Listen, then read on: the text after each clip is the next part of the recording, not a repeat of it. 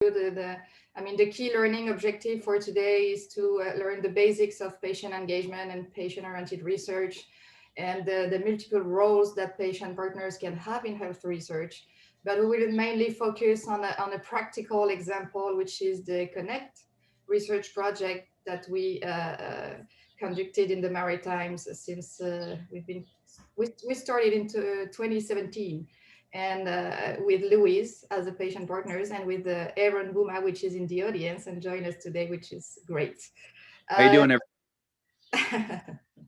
so Aaron, yeah, we're gonna do the presentation, and at the end we're gonna have 20 minutes when we can chat with the people and answer any kind of questions. So we're gonna get started, and gonna let Louise start the hostilities here. Thank you. I'm really delighted to be with you here today. And I thought, why don't we start with just a little activity? So we're going to make use of the chat for this activity. What I'd like for you to do is think of the term patient.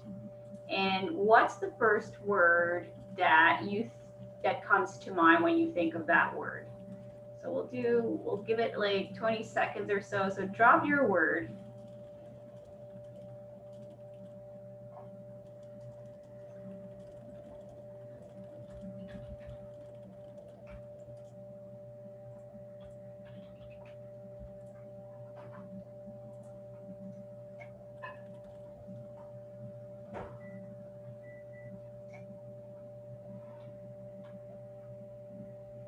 So that's awesome, people. We'll just give it another 10 seconds or so. We've got sick, we've got consumers, we've got community, we've got experts, we've got target population for clinical treatments, we've got advocate, we've got lived experience, we've got health person. My goodness. Expertise again, someone that needs to see and interact with many physicians for sure. Thank you. And then, perhaps for some folks, it may not be so much words that came to mind, but perhaps images. Perhaps it was when thinking of the first word that comes to mind would be someone who's sick, someone debilitated or weak, or perhaps it was images like somebody lying in a hospital bed. Some may comment that, that they were patients at one time, or that they have family or caregivers to people who have that lived experience of illness, injury, of a physical or mental health conditions. When I think, if you can click here, Carolyn, thanks. So when I think about that word, I think it's important to, just a sec here. There. I think it's important here to acknowledge that that's a word that not everybody is going to like, or their preference to use for support. So for example, if any of you are in the mental health community, some people prefer the term people with lived experience. And then in the arthritis community or spinal cord injuries community, you hear the word consumer a lot. So people who study or provide services to seniors don't like the term patient as well. So they tend to use the word client. And for community-based participatory action research and First Nations, they often think of the terms community. So for simplicity, we use the term patient as an umbrella term that's used to refer to actual patients, their families, their informal caregivers. In other words, whenever we use the term patient, we also are including in our minds family members, informal caregivers like friends. And this is because of the close nature of these relationships, and because family members and informal caregivers are often called upon to speak on behalf of patients as their surrogates. So for some of us that are here today as patient partners, you may have your own preferred term. For me, I tend to gravitate to community partners as a preferred term. Next slide. Yeah, thank you. And actually, we can also use the term knowledge users, as patients and their families and caregivers are all using the knowledge generated or produced by research in their care. And when we talk about this partnership between a patient and a research, not just patient and researchers, it also includes, of course, the health practitioners and the health system decision makers. So the idea is that the researcher needs to produce the knowledge that fits the knowledge users' needs and agendas, of course. So why and why now? And we would all like to think that patients receive the right intervention at the right time. Yet research suggests that up to 50% of patients do not get treatments of proven effectiveness. And even up to 25% get care that is not needed and potentially harmful. So that's why we need to do a research that really integrates the needs of all the knowledge users. And that's why the Canadian Institute for Health Research launched the strategy for patient-oriented research like 10 years ago from now. So what is SPORE? Because we're going to talk about those basic terms right now, and then we're going to go further into how we do it. But just right now, SPORE is the strategy that aims to ensure that the right patient receives the right intervention at the right time and by the right physicians. And how we do that? So we do that by increasing the amount of research being constructed or conducted with and by patients and the other knowledge users. And we insist on the with and by, don't we, Louise? Yep. So really, just to piggyback on what Caroline said, another way to conceptualize patient engagement is for it to be understood within the context of the slogan, nothing about us, without us. So if you're unfamiliar with that slogan, it's used to communicate the idea that no policy, initiative, project, or in this case, research should be decided by any representative without the full and direct participation of members of the groups that would be affected.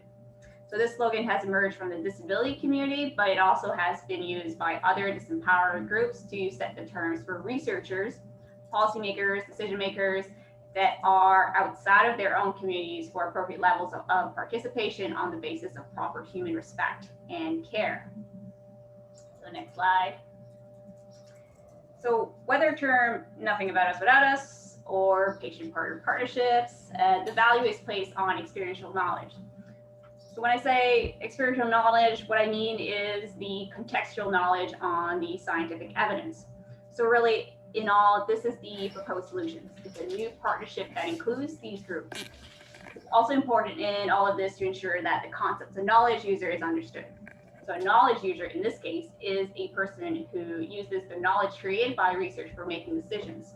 So for example, a knowledge user could be a health system policymaker who needs to decide whether to fund a new treatment or a procedure. A knowledge user could be a doctor who needs to advise their patients so they can make an informed care decision, but it could also be a patient itself. So that's a successful partnership really entails common values, a recognized expertise of all the team members, and mutual respects and share responsibilities between the science knowledge and then the experiential knowledge folks. So one of the neat facts that I like about this particular image that you see on the slides is you'll see little arrows, but if you look at the experiential knowledge user, I just want to acknowledge that we have here pointed to our co-lead of the Connect project, which is Patricia George Zwicker, another autistic adult that I have much respect for. So next slide, thanks. So one of the key takeaways is that it's really important to understand that if we want to build a successful policy, project, research initiative, or service, the cornerstone for patient-oriented research is to value and include patients' experiential knowledge. And that's because the experience of living with a health condition is essential for understanding that condition. So next slide. So when I say the word experience, it's important to note that that's an expansive definition. So experience can really refer to, for example, concrete experience, which is tied to feelings about an experience or perhaps an unsatisfactory event. It could also mean reflective observation, so watching an experience or event unfold. Or it could also mean and abstract conceptualization, so thinking about an experience in a more detached way, as well as active experimentation, so the actual doing or of the experience. So just to use an example, perhaps as a simple way to demonstrate this expansive definition of experience is to think about the time when you've learned to ride your bicycle for the first time. So that learning experience, every time you try, you think about that last fall, but you learn new information each time that you give it a try. And perhaps in that learning experience, that brings you new information for you to adjust or to try it differently until you're eventually successful in riding your bicycle without your training wheels. Next slide. Okay, so now that we covered a little bit of the background on the basics of patient engagement, let's tackle the multiple roles of patients in health research. So this research process / lifecycle graph may not be news to some of the folks joining us today, but for those that are coming in from outside of the research field, it should look fairly familiar for those that work in project management, policy, or community engagement. So among the items that are listed on the slide, again, we're going to have a fun little activity. So get your chat ready. So here's a question for our audience.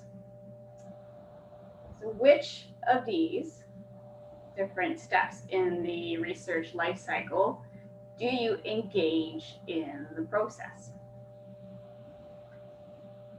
So let's give it all of them. Yep.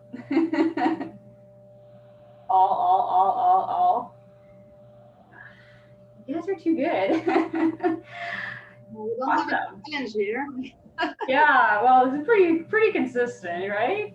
But still, you know, that knowledge piece of people that may not be familiar with patient-oriented research, they may not actually know that we would be involved in all parts of the process.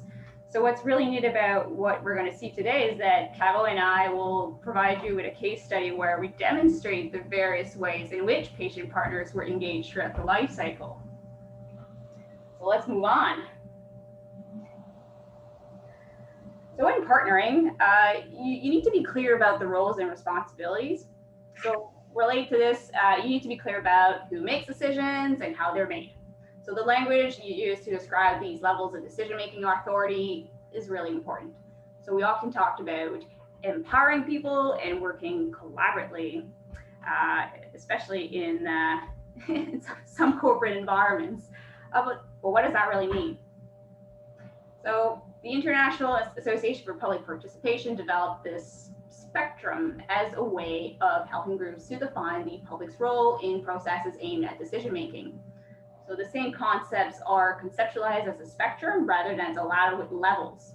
So in this case, the farther right on the spectrum, the more empowered individuals are. So that means the more they're able to influence the decisions. So within sport, for example, we're looking to shift towards the right, towards making research team members collaborators. So one of the key messages here that I want you to take away is that giving up command and control is a really big part of that culture shift. I also want to mention one of the tools that I really love at my work, but also within the context of today, a good place to mention would be what's called OCAP, which stands for Ownership, Access, Control, and Possession, which is the community / First Nation-based approach to self-determination in research. So moving on to the next slide there, Cavo.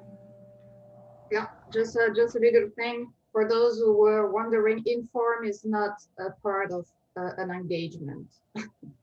Yeah, no kidding. So if you recall the cycle that I show on a slide early in regards to research, when it comes to the levels of or spectrum of engagement, it's kind of like fine-tuning the process. So when I put the image here of a soundboard, that's because in each of those different steps in the process, maybe your spectrum of engagement is more on the consult side at a specific step, or perhaps you have a decision point within your process where delegate that decision to your patient partners. Or perhaps you are collaborating or partnering on specific aspects of the research. So one really good way, or one image that comes to mind within the whole process, is that sometimes you're going to tweak those little fine tuning devices as part of your process. And then Louise, that's what Isabel was just writing in the chat box. So that levels can be adjusted depending on the needs and willing of everybody in the team. Exactly. That's an excellent. All right. So I think this introduction is very short. I hope that everybody got the essence of it. And it's always easier to understand those kind of broad concepts when we talk about specific project and examples. So we're gonna do now most of this presentation on this specific project. So it's a project started, yeah, in 2017 when I was kind of new in the field of patient-oriented research. And my role was to find some gaps in knowledge and try to fill them. And I was reading a lot about autism because my son was newly diagnosed with autism. And I found a post on social media where a father of an autistic young adult was kind of despaired and was asking the government for services because there were nothing for him now that he was 19, and it was really distressing. So I contacted him. I say, hey, can we do a research project on that? Maybe your voice associated with some evidence could be higher. And of course he was happy with the idea, and I started to engage different people to start this connect project. So connect means continuity of care and services for autistic adults. But let's start with the definition. What is autism? So when I started this project, I find that pretty much always the same kind of definition. So autism spectrum disorder is characterized by social communication deficits and restricted, repetitive, or inflexible behavior patterns. So individuals with ASD comprise a complex population with lifelong wide range of medical, psychological, social, and community needs. So that's all I knew for on autism at that point. But what I knew from this father and from a few research that I did to see what kind of data we did have at that point is that there were nothing, not much, but very importantly, the access to very basic health and support needs were lacking. When autistic children reach adulthood, they have nothing. They fell out of a cliff. So that's how we started this project. So when you start with a definition like that, I mean, it's a little bit hard to imagine that you're going to work with autistic adults. It seems to be difficult. So we changed that in order to be able to have enough evidence to implement some services that will allow them to have the right support at the right time. So not just in childhood, all lifelong. We finally, by working together, decided to change the definition, and we published that last year. So now we see that as a developmental disability that affects how individuals experience the world. But each autistic individual experiences autism in their own way. It's very important. And although they most often differ from non-autistic individuals on themes such as the way they think, process their senses, move, communicate, and socialize. They interact in a world built for non-autistic individuals. So that's very important also to have that in mind, because we're going to talk about inclusion. And that means that some may require more help than others in their day-to-day life. With that kind of definition, it feels just easier to work with autistic adults and not on them. So, oh yeah, Louise is going to talk a bit more about the different barriers. And I think, Caroline, you bring like a really excellent point. When your starting definition is just so off-putting to the autistic community, then you're going to have some recruitment challenges. Um, but there's also a couple of other barriers that I'd like to acknowledge when it comes to adult autism research. And one of those things is, for example, data. There is so very little data on the quality of life of autistic adults. Most autism research dollars go to genetics, which does not help us in our day-to-day lives in the least bit, or on studying children. We also have some not issues per se, but there are some misconceptions when it comes to research. So building that trust is very difficult, given that that's where most of the dollars go, and that when your starting definitions or your language or your priorities do not match that of the autism or the autistic community. And as a community, we tend to be pretty diverse, so we have different public interests in terms of how we would like to see our communities supported. So sometimes, that can be a conflict between the autism community or sometimes the autistic community in what we'd like to see out of the research field. Exactly, and that was all very difficult aspect when I wanted to start the project. So I was, how can I do that?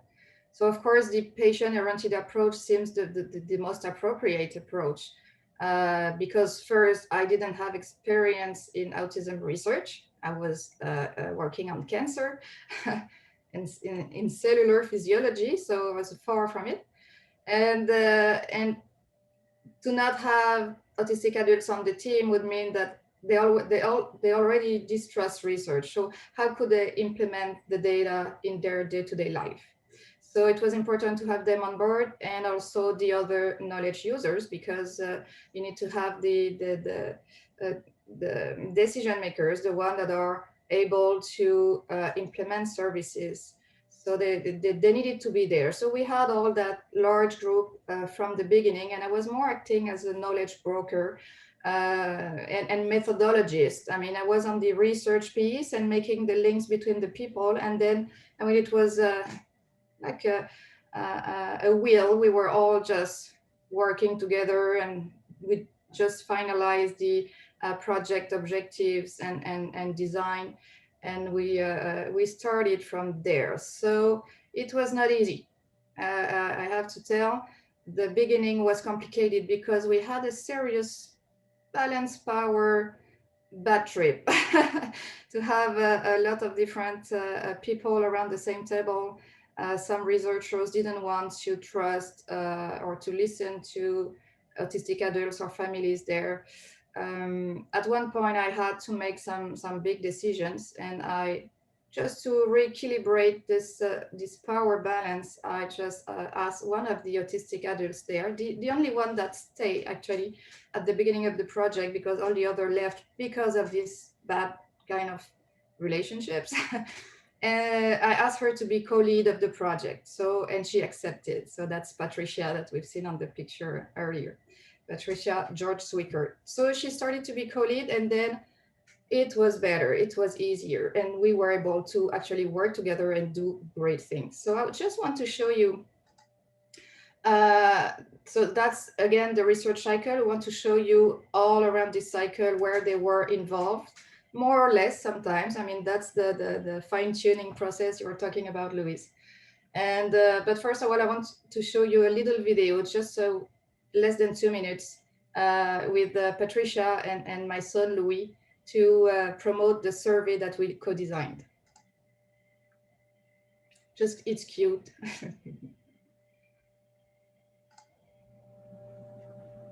Bonjour, je m'appelle Louis. Quand je serai adulte, je serai cuisinier. J'aurai mon propre restaurant et il s'appellera la cuisine de chez Louis.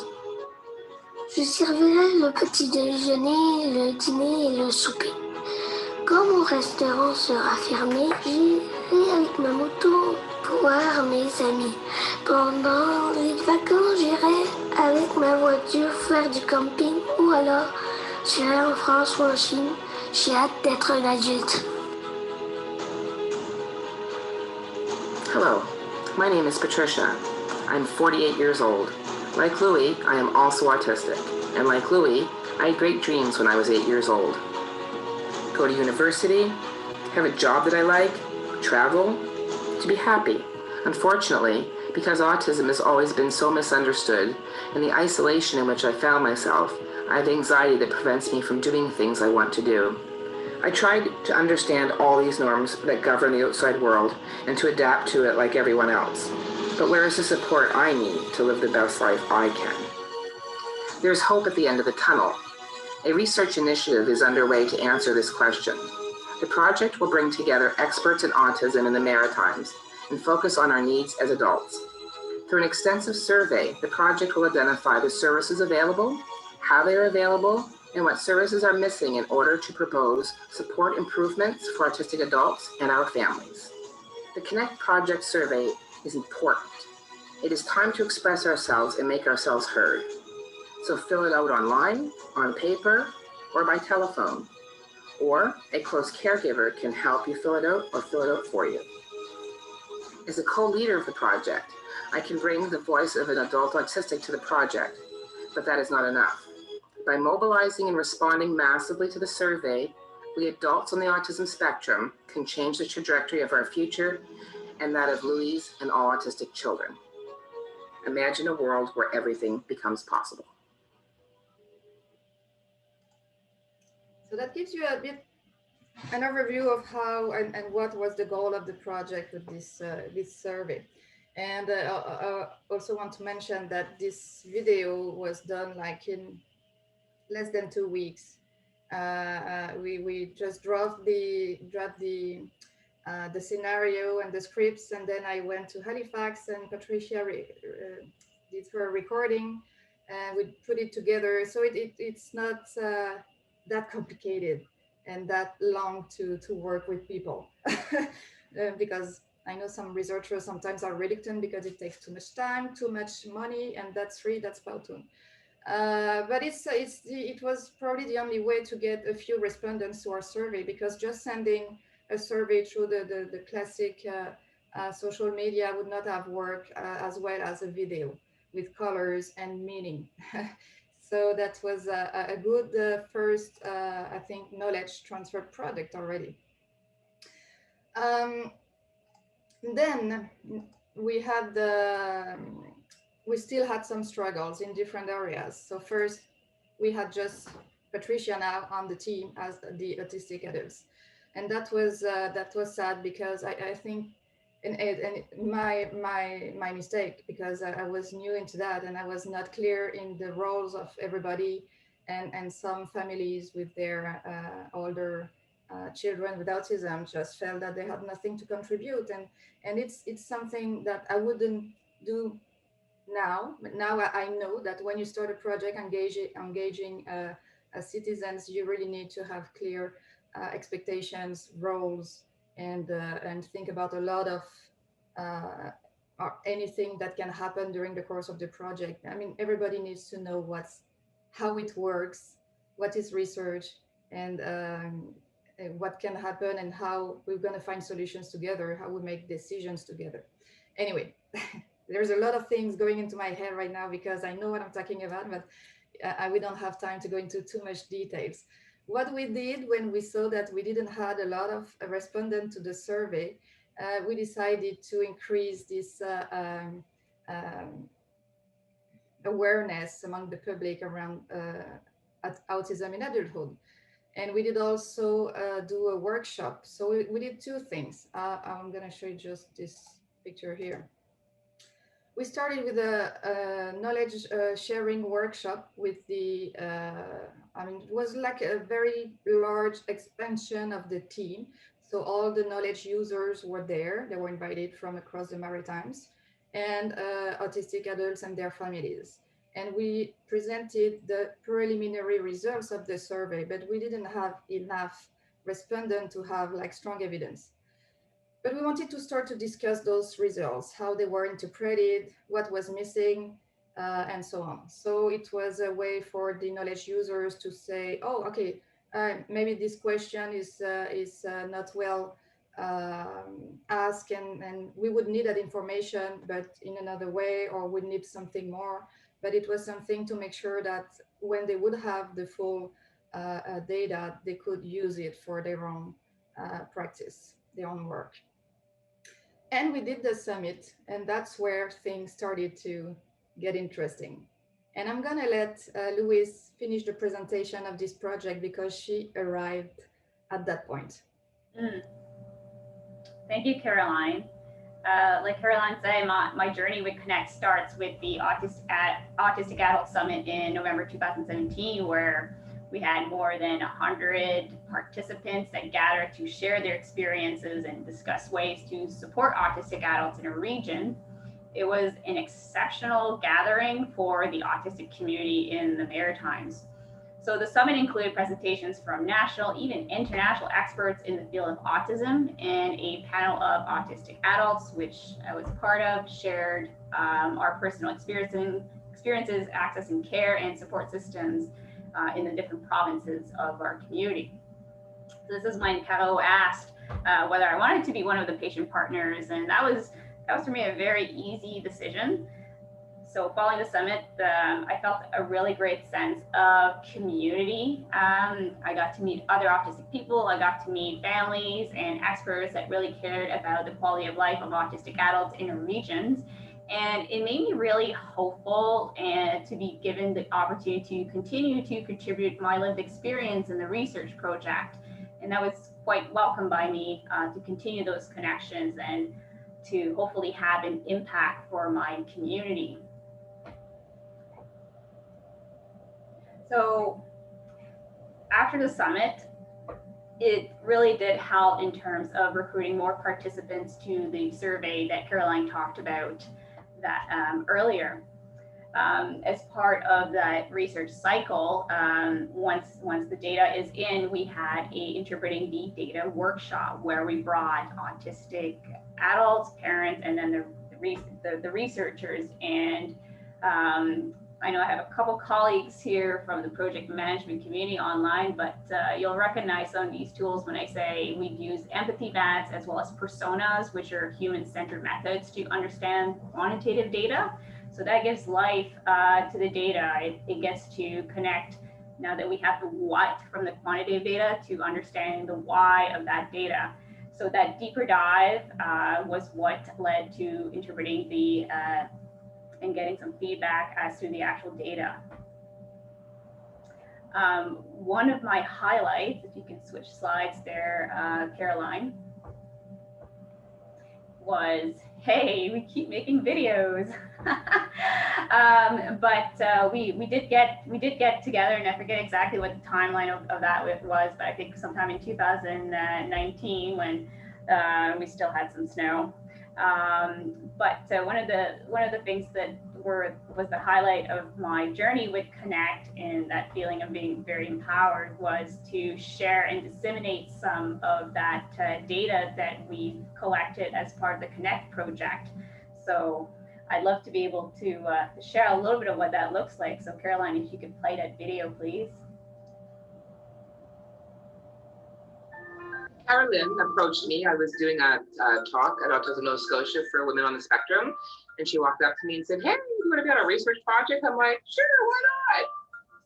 Donc, en tant que personne autiste, on ressent beaucoup de complaisance vis-à-vis les besoins de notre communauté. Mes souhaits, mes rêves et tout ce que j'ai envie de faire, je peux pas les faire. I may be an autistic person, and I may be in a neuro minority because of that, but my needs are still human needs. So when you look at autistics, look at all perspectives and see where we are coming from. We have a research team here, the Connect team. We are actually the first person voices here.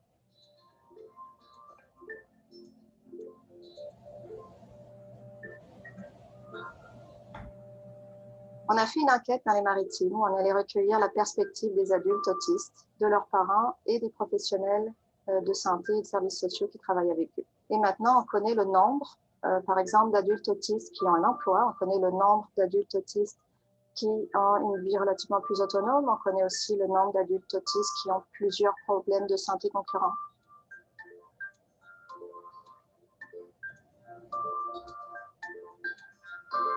I'd like to make sure that someday when I'm not able to provide those supports for him, that we have a society set up with supports and services that does listen to his voice and lets him make the choices that he's capable of.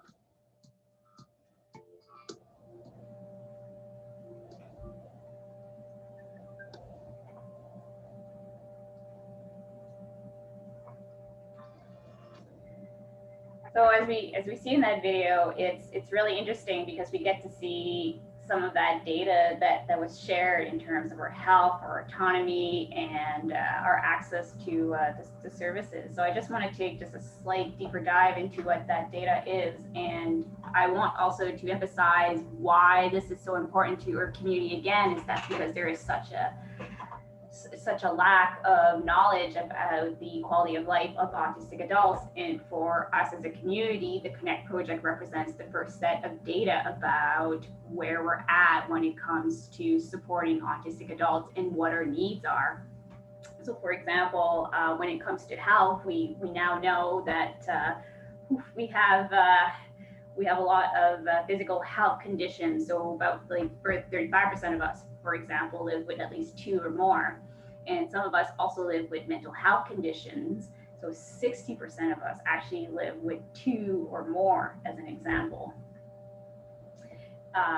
With regards to how we're doing in terms of our financial situation, I mean, there's lots of data, but I want to highlight at least 2 of them. At number 3, for example, and we saw it in the video earlier, we see that only 16% of us have full-time employment. I'm in that 16%. So that tells me when it comes to the work world, there are so very few of us that I can interact with in my community and in my workplace, and I'm not cool with that. And then when it comes to the median, so median, not an average here, for our salary, it's $7,500. That's so very little. But really, all to say that the very large percentage of us live in very precarious financial situations. For when it comes to the level of independence and autonomy, a lot of us need help in various aspects of our day-to-day lives. So that could be finding and using services, or it could be things like paying your bills online, or shopping for clothes, or going to the hairdresser, for example. So on the slide, you just see a couple of examples. There's a lot more when it comes to autonomy and living an independent life or interdependent life that you don't necessarily see here. But just to say that there's a really high proportion of us that need support for our daily lives. And when it comes to services, the data identifies our top 5. But interestingly, like 63% of us have unmet service needs. That's really high for our community. So when it comes to things like employment counseling or housing or the provincial disability program or life or social skills training or mentorship, we don't have access in a large proportion to those needs to be able to thrive in our daily lives. And before I switch the slide, I just want to mention that all those infographics were done by students that worked with me during this winter.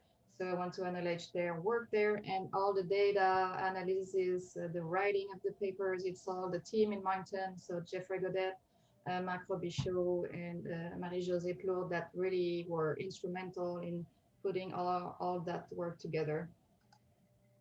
Yeah, and they look good. So, you know, just a cool fact about this project, as you see how some of the pictures fit into that project life cycle. But you know, the total cost of this project was $90,000, and then the initial grants for that was $50,000. So Connect really has shown that you can leverage sparse resources as part of the process. if you look at the slide, you'll see a couple more pictures. So you see me near the word dissemination. So as part of the life cycle, I know Erin, Patricia, and I had the opportunity to attend various events where we were able to share some of that data that was collected as part of Connect. So the two pictures that you see here in dissemination as well as implementation, you see Erin and I at what's called INSAR, which is a really big autism conference, which happened to be in Montreal, Canada. I think that was in 2019 as well. But 2018 was also quite busy because we also were at the Atlantic Provinces Autism Conference, and we were again able to share some of that data, but also our experience in terms of being patient partners. And if you switch here, oh hey, and we're published. Yeah, so you'll see here, this is actually an open access publication. So if you want to have further read, you're certainly welcome to do so. What I particularly liked about this publication is really looking at the various aspects of the patient partner experience, ours as well as that of the researchers. And I think one of the neat things that you see in the title, no credit to me at all, but that comes from another patient partner that's with us today, is that his famous tagline is, "We are the stakeholders with the most at stake." Again, it really speaks to that patient partner experience, that at the end of the day, whatever research you're conducting, we're the end recipient of how you talk about us, what data you collect about us, and what that knowledge transfer, implementation science, dissemination, and then further down the line, that implementation and evaluation will look like in terms of those that are affected by your research.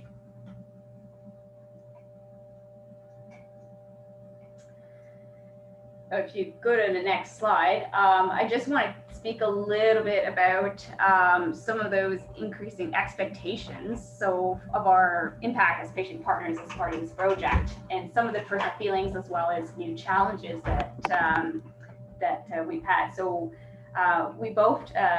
we all evolved together, we all worked together, and by learning together, we learned that the research process and how we can have an impact by reason of our lived experience and being listened to and appreciated with the researchers more better our community.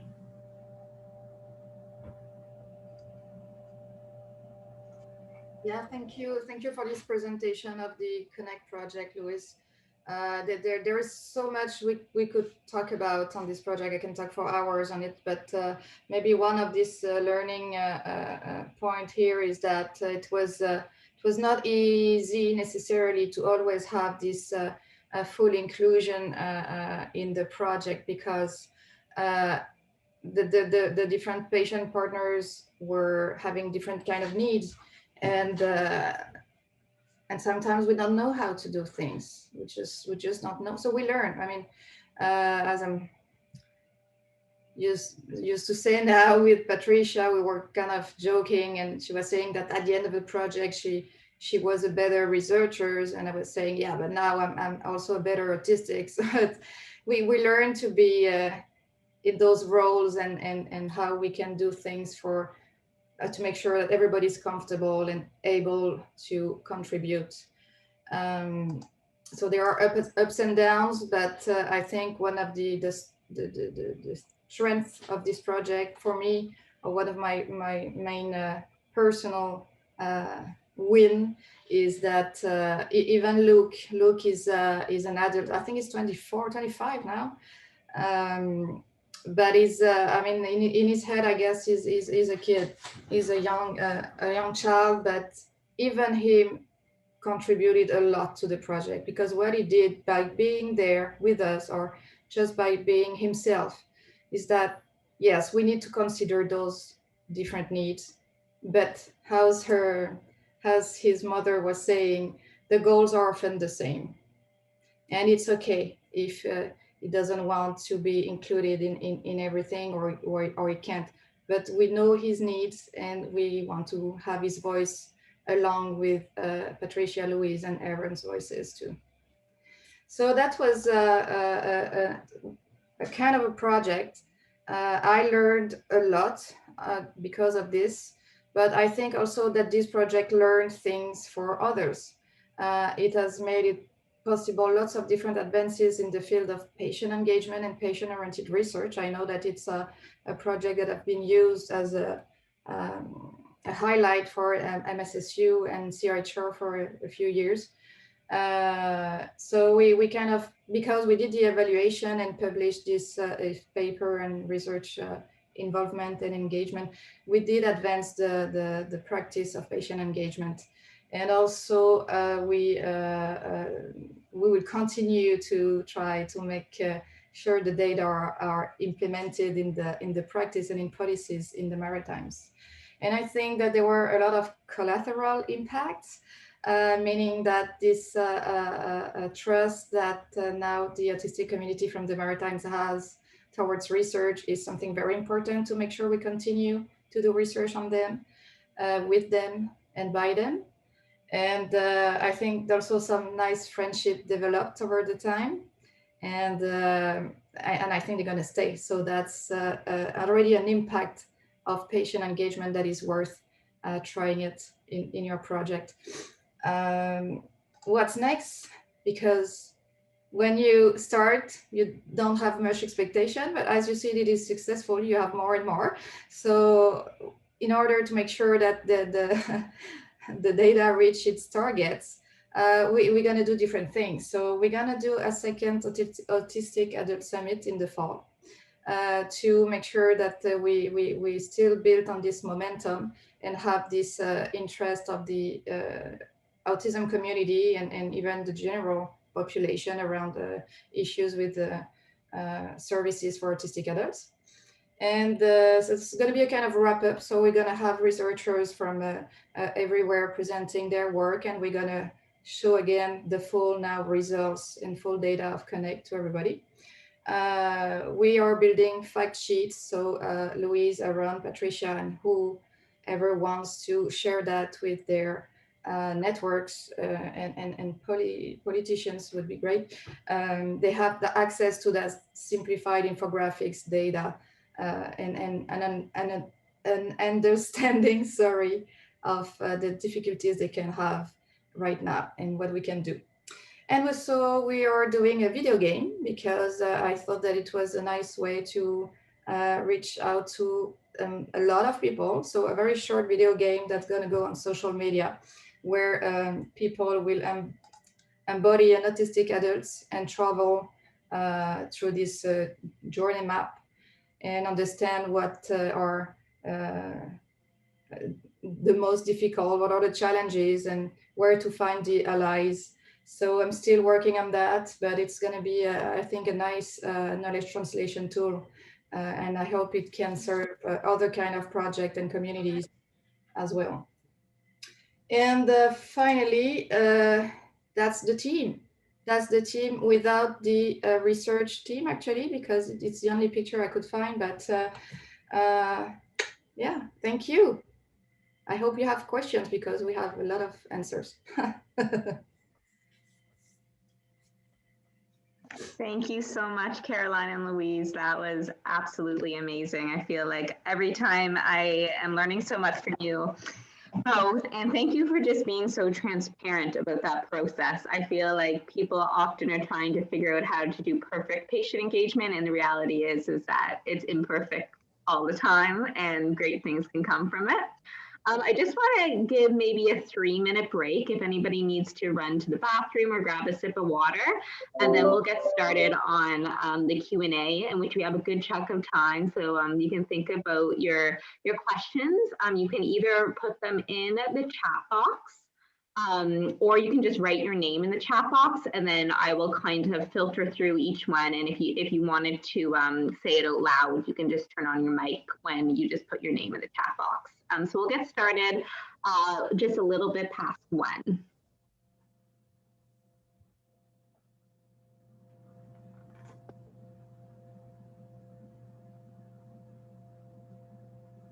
Great job, guys. Very good job. Thanks, Aaron. Nice to see you.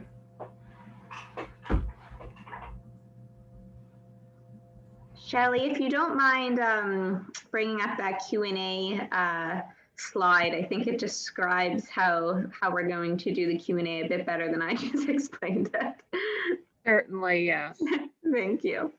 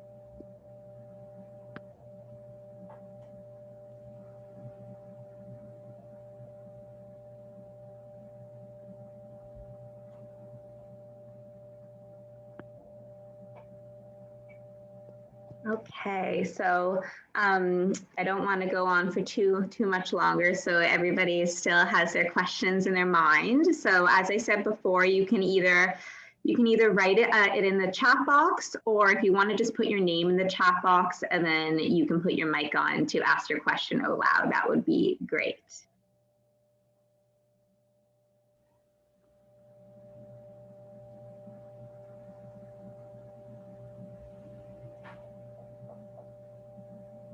And I also wanted to mention that we had Erin here as well, who is a patient partner of Connect, who's going to be answering some questions first. So while we wait for people to get some questions in mind, I guess I will go ahead first, which I'm happy to. I was wondering if you could explain some of the implications and any policy and practice changes that have come from the Connect, that at least the Connect project has informed in the past few years. Yeah, Louise, do you want to start or I go? I think it's a little early in the research life cycle process. We're still essentially in that dissemination of the data phase. So Caroline talked a little earlier about that journey map, which is the video game, the summit. So we're still kind of in that phase. So we're not really ready to say, you know, oh yeah, the research has impacted our community this way. That's what we're hopeful for in the next phases of the project. We did have a few little things that came up after or while we were doing the project, though. I know that there were a discussion with the Department of Social Development in New Brunswick around this problem with the lack of services for autistic adults, and there were a tour of the province to gather qualitative data on this topic around I think there are 9 or 11 autism resource centers in New Brunswick. So, and they were using the Connect quantitative data to explain the problem, and then they gather some qualitative feedback on it. So I think it's already something important that they use the data to show the situation and then ask directly, but it was not a research project that they did, just community engagement from the government. So I think it's very important that government still ask this data and use it to understand better what kind of services they should implement. So I think that's important.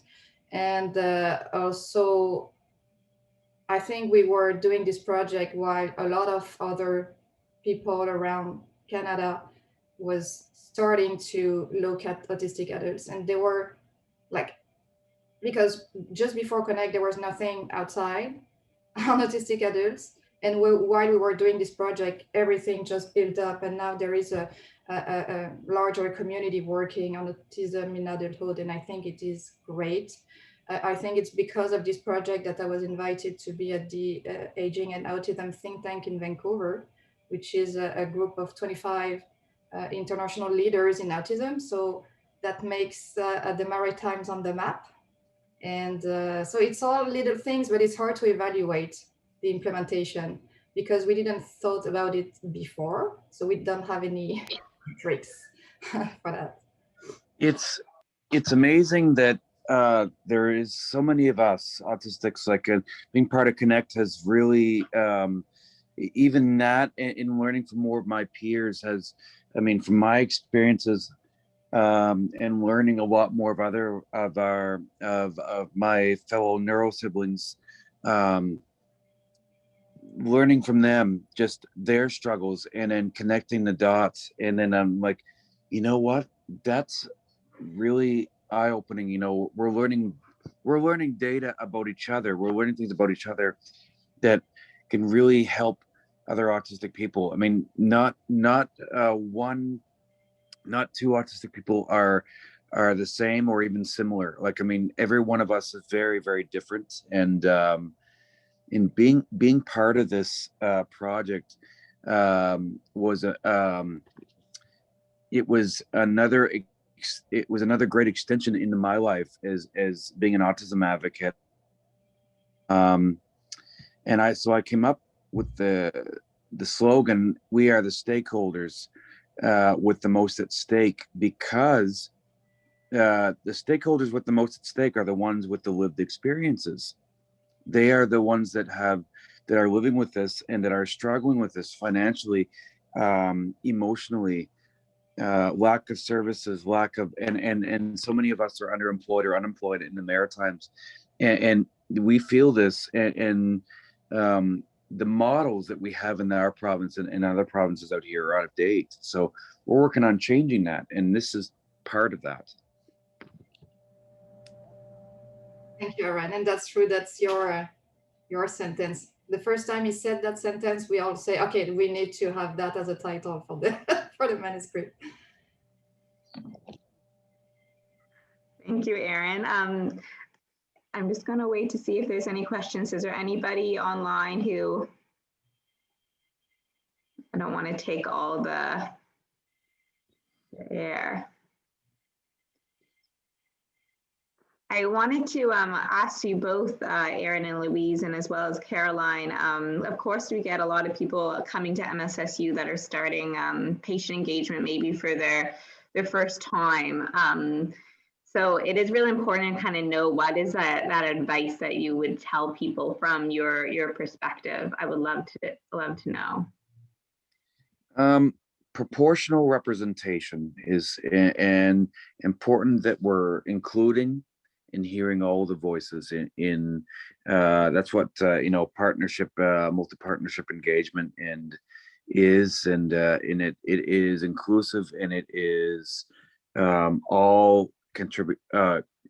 It's everybody contributing on an equal level. And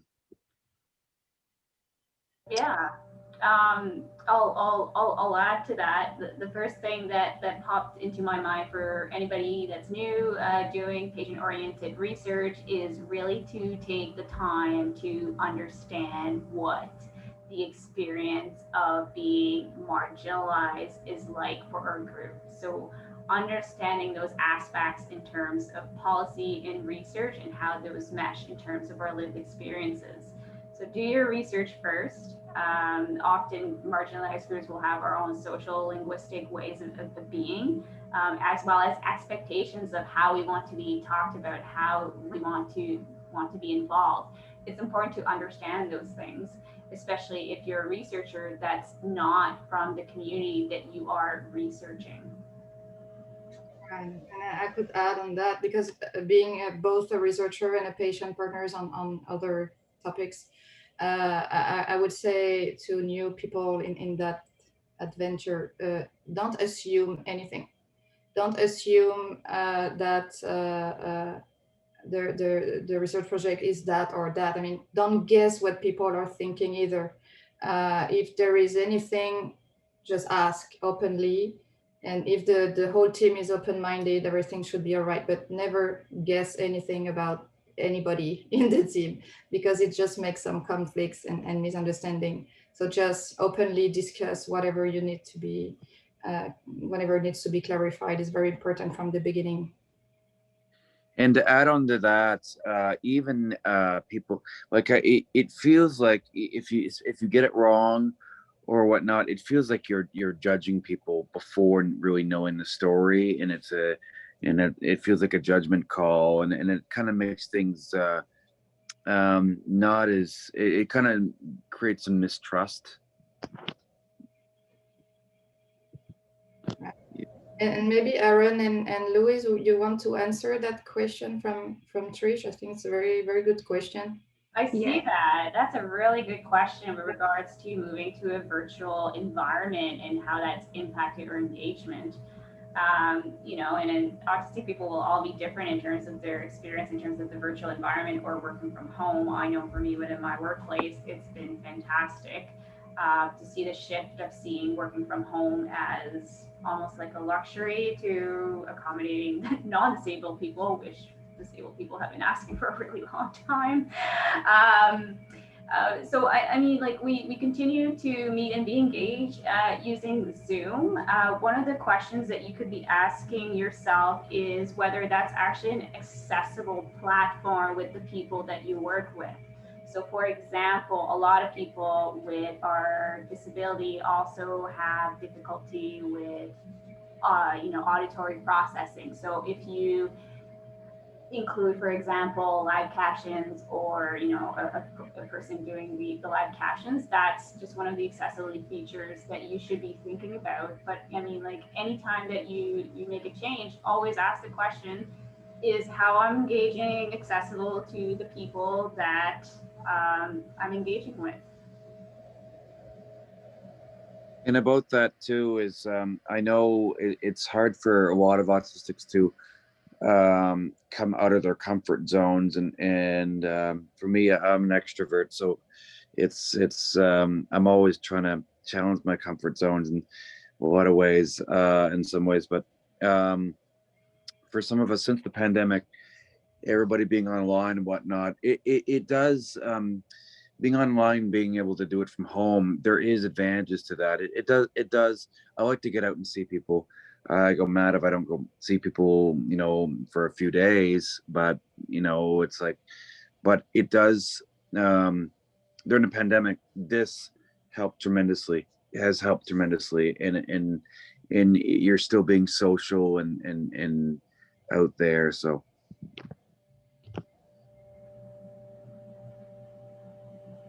Thank you. That was a really good point made about if the virtual platform is accessible to the people that you're working with. That's something that I haven't taken into consideration and don't actually know about Zoom if you are able to have captions. So that's yeah, you can. Yeah, well, I should have known that before I started this, but for our next time, I'm keeping up with KT. I'll definitely put those in. We have Zoom captions and it's free. Good to know. I have one more question before I'll see if anybody else has one before we let everybody go. It was just about the Louise, I believe you mentioned it. It was about using the tool called Persona or another tool to outline more like the human component of quantitative data. Would you be able to speak about that? Because that's something I actually I don't know about. Yeah, so when I was talking about that, it was one of the workshops that we had when it came to interpreting the quantitative data. Data's great, you know, it tells you the what, but it doesn't really put the stories to the data. So it's just one of those tools that I love using in my workplace. So an empathy map, essentially what it looks like, and I wish I had a picture, but you can look it up on Google there. But it really puts the thoughts, feelings, and experiences, and then people get to populate when they looked at the data. How does looking at this particular aspect of the data make you feel? What do you observe?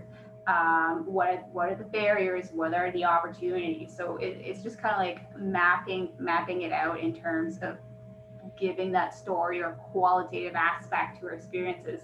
Personas is another tool, for example, and then the empathy maps are really neat in terms of being able to create stories. So for example, what we had in terms of the workshop, we had a parent perspective. So the parents that were there in terms of the workshop were able to go through the exercise of what their experience is in terms of looking at the data. And then for autistic adults, we got to do the same as well on another flip chart back in the day when we were able to meet in person. And so really that gave life to the data. So if you're curious, there's lots of toolkits for that. You can look up human-centered designs, tools, for example, personas or empathy maps, and then maybe there's aspects that you could include in your work. And it was really, really important because when we did this workshop to show the data, we had tables with odds ratios, and it was even for me, it's always brainy to try to explain the data. So to have that, Louise did that, and it was just a great way to contextualize all the data. And I see there is another excellent question from Ellen. Yes, I'll read this out. Thank you, Louise. Who thought that we would miss flip charts so much, but they are useful too. Helen asks, could patient engagement occur at a more general level? That is, could you see a role for patients as part of a departmental research unit rather than being involved in a specific project around a condition for which they have lived experience? Are you aware of any of these departments that have done this? From speaking, sorry. From my perspective, yes, it can happen at a more general level, absolutely. And the thing is, it should, but it doesn't. And unfortunately, a lot of workplaces and government as well is not as inclusive as it should be. But still, it is.